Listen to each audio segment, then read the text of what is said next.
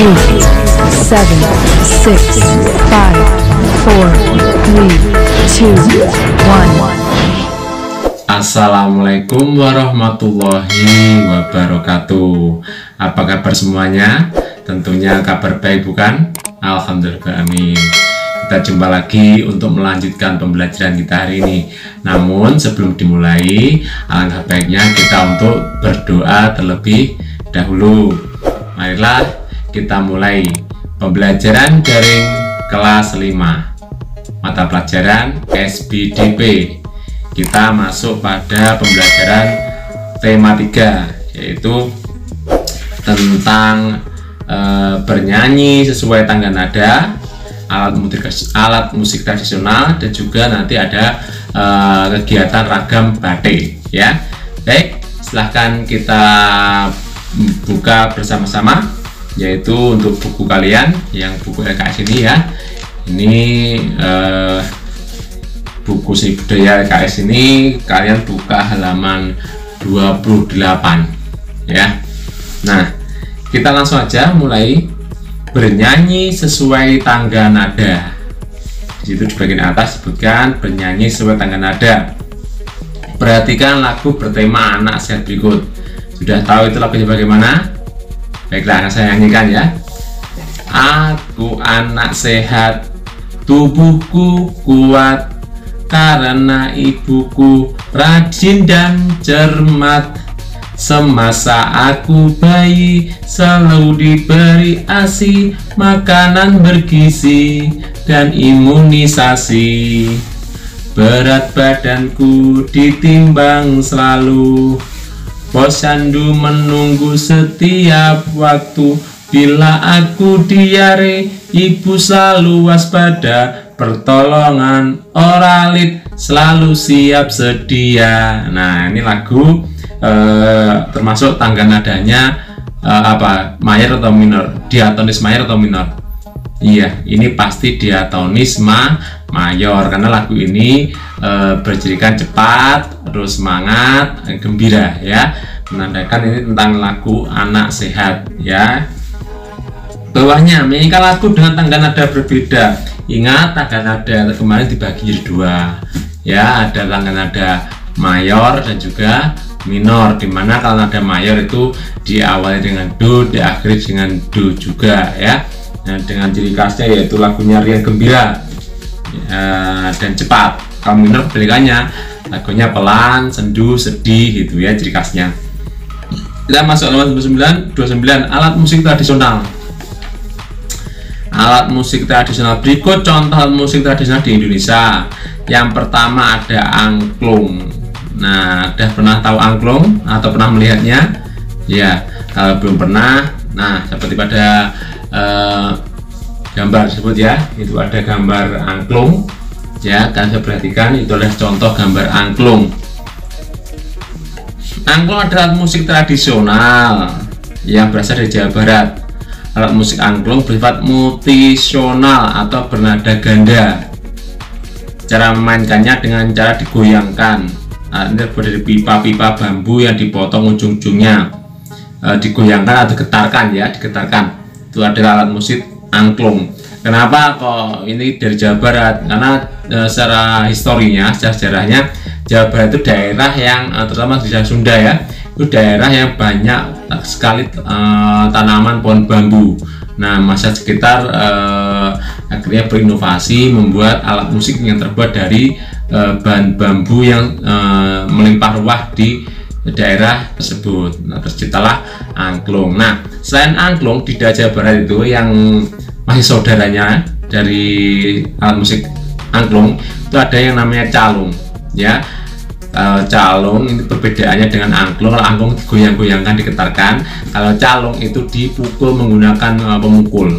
Nah, itu ada gambarnya, ya, hampir sama dan suaranya pun hampir sama, yaitu ada calung, ya. Adapun perbedaannya, ya, ada itu 1, 2, 3 masing-masing, ya. Salah satunya itu kalau angklung digoyangkan, kalau calung dipukul. Tapi kalau bahannya apa? Sama, bahannya dari bambu, itu, ya. Yang kedua, alat musik tradisional ada saluang. Saluang berasal dari Sumatera Barat, memainkannya dengan ditiup. mirip dengan seruling. Alat musik ini terbuat dari bambu tipis atau talang. Keutamaan para pemain saluang adalah dapat memainkan saluang dengan meniup dan menarik napas bersamaan. Nah, untuk bentuknya seperti apa? Nah, itu contohnya ada gambar saluang ya. Memang mirip seruling. Jadi cara memainkan dengan cara ditiup itu adalah saluang ya. Bagi kalian yang belum pernah melihatnya. Terus di bawah itu mari berlatih, itu yang gambar pertama disebut dengan sasandor ya, sasandu itu dari kalau nggak salah Tapanuli, itu dari pelepah ponira di Bridawai ya. Terus ada lagi gambus, ada lagi yang terakhir nomor 3 ada rebab, mirip biola ya, rebab, alat musik gesek.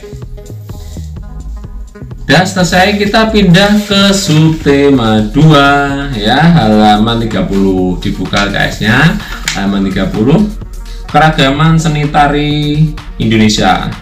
Setiap jenis tarian memiliki properti tersendiri. Properti tari memegang peran yang sangat penting. Properti tari merupakan bagian dari perlengkapan tari yang dipergunakan untuk menambah keindahan sebuah tarian. Dengan adanya properti, makna yang terkandung dalam tarian lebih mudah dipahami. Ya, properti tari itu macam-macam.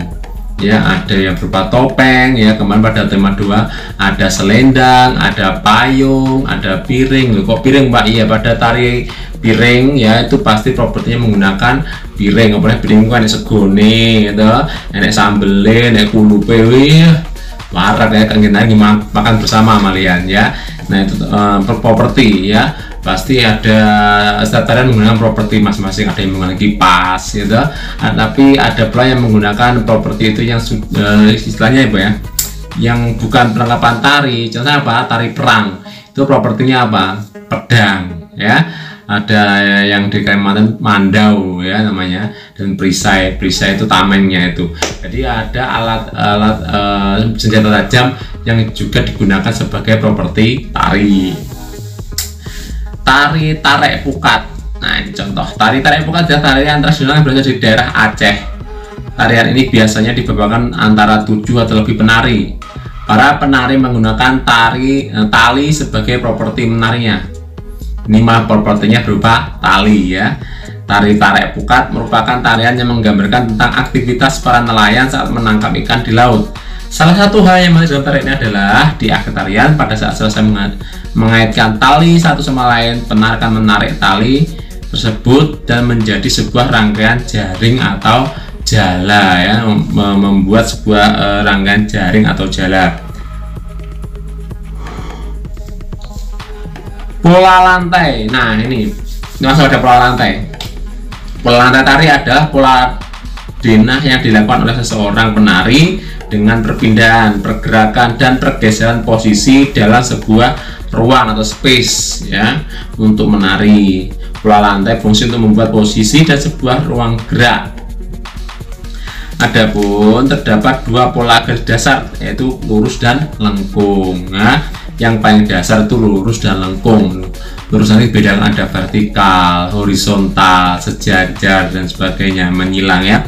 Kalau lengkung ada lingkaran penuh, angka 8, setengah lingkaran ya, ada cekung, cembung dan sebagainya. Nah, pola garis lurus dari pola horizontal, vertikal, diagonal. Diagonal itu miring ya, vertikal jejak ya, ngadek lurus. Yang ke depan belakang itu vertikal. Kalau horizontal naik ke samping tapi kencang lurus. Kalau diagonal miring menyamping mojok ya. Ada pula pelantai zigzag, segitiga, segi 4 dan segi 5. Zigzag ya po, kayak mata gergaji. Nah, mulai malih segitiga tahu, segi 4 tahu, segi 5 tahu. Dan pelantai udah. Sedangkan pola garis lengkung dapat dikembangkan menjadi lingkaran, angka 8, garis lengkung depan dan garis lengkung belakang.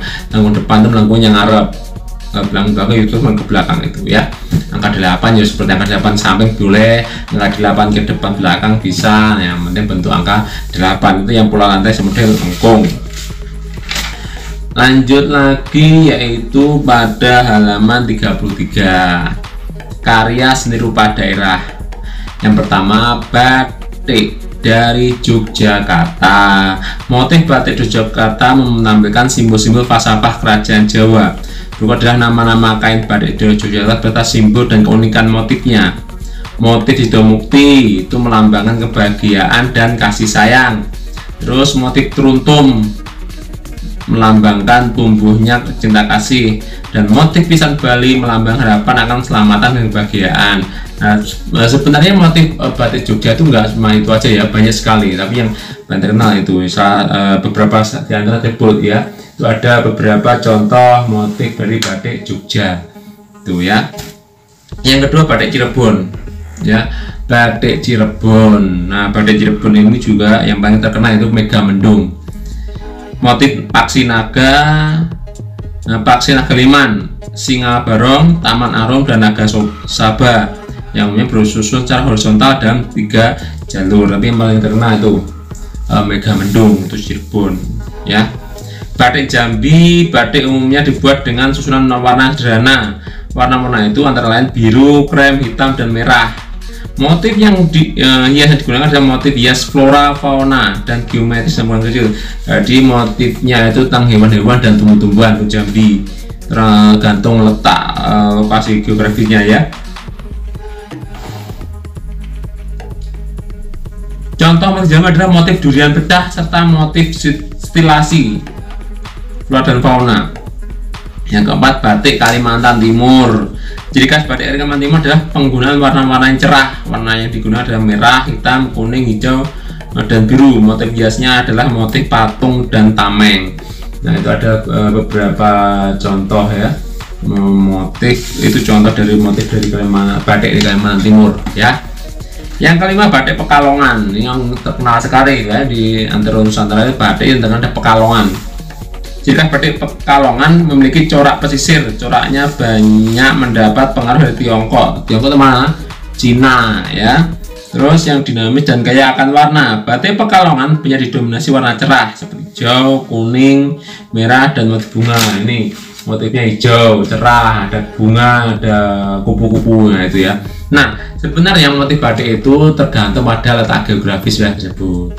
Kalau wilayah itu di daerah pesisir pantai itu motifnya biasa ke bahari. Bahari itu kelautan, bisa gambar ikan, gambar kapal nelayan ya. Kalau di Kalimantan itu kebanyakan motifnya itu tentang kegiatan di hutan. Ya gambar tentang alam hutannya, berburu satwa dan sebagainya ya. Cara membatik ya, cara membatik alat dan bahannya yaitu ada lilin malam, terus wajan kecil untuk mengencerkan malamnya, itu ada canting ya. Tuh gambar-gambar itu berapa itu ada ya, canting kayak nulisnya gitu ya. Terus ada juga kain batik otomatis ya, kainnya itu berwarna cerah, biasanya putih warna dasarnya, yang pakai gawangan kuwi nggih nyantolne kaine ya, nggih nyantolne kain itu gawangan. Terus kanco, gawangan atau kanco itu ya, nggih nyantolne kain. Penjepit itu lek pasti ditarik ben gak ketut, gak rusuk, tae dijepit pakai jepitannya ya. Yang terakhir ada celemek atau kain pelindung ning ngene pangkone sing batik ben malam sing tinta yang digunakan tidak mengenai pakaian atau yang dikenakan oleh si pembatiknya itu. Terus yang kedua, proses membuat batik. Membuat motif batik pada kain mori. Ya, motifnya dulu pakai pensil atau apa ya. Yang kedua, mencairkan malem di wajan. Wajannya kan dari kompor atau kompor gas, kompor minyak, itu wajannya untuk mencairkan malemnya itu. Yang ketiga, mengambil lilin menggunakan canting. Wis panas pakai canting, ditiupi dulu ya. Tiup itu bukan biarin, bukan, maksudnya meminggirkan kotoran yang dapat menyumbat cucuknya si canting itu. Pada tempat-tempat yang dikehendaki, kain ditutup lagi dengan lilin untuk warna pertama. Terus kain dicelupkan lagi pada wadah yang sudah diberi warna. Jadi batik itu kain ditutupi dengan lilinnya itu agar tidak terkena pewarna malah ya. Nah, selesai itu baru dicelupkan pewarna tekstil. Yang I, kain dimasukkan ke dalam dandang yang berisi air mendidih. Nah, kalau selesai setelah diwarnai maka kain akan dijemur sama daerah mendidih agar warnanya itu lebih melekat pada kain tersebut.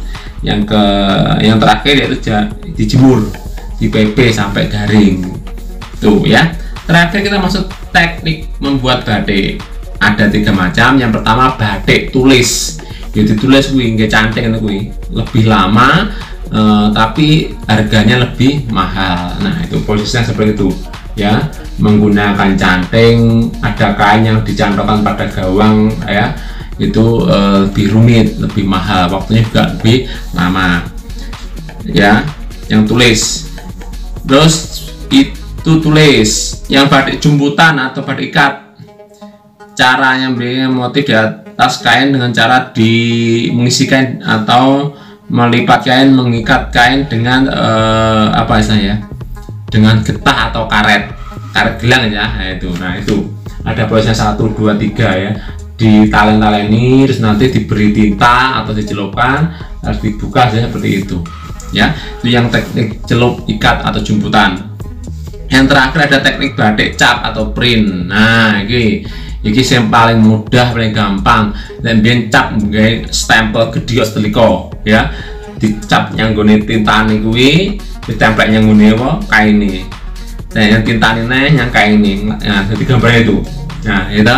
Nah yang lebih modern sekarang menggunakan mesin print kain ya, di setting di komputer, di desain. Nah nanti kainnya polosan dimasukkan mesin, keluar panjang sekali. Nah itu adalah ya berupa gambar motif batik, lebih cepat ya, lebih efisien, tidak menyita banyak waktu dan banyak tenaga, tapi kelemahannya nanti harganya tidak semahal yang seperti batik tulis atau jumputan ya.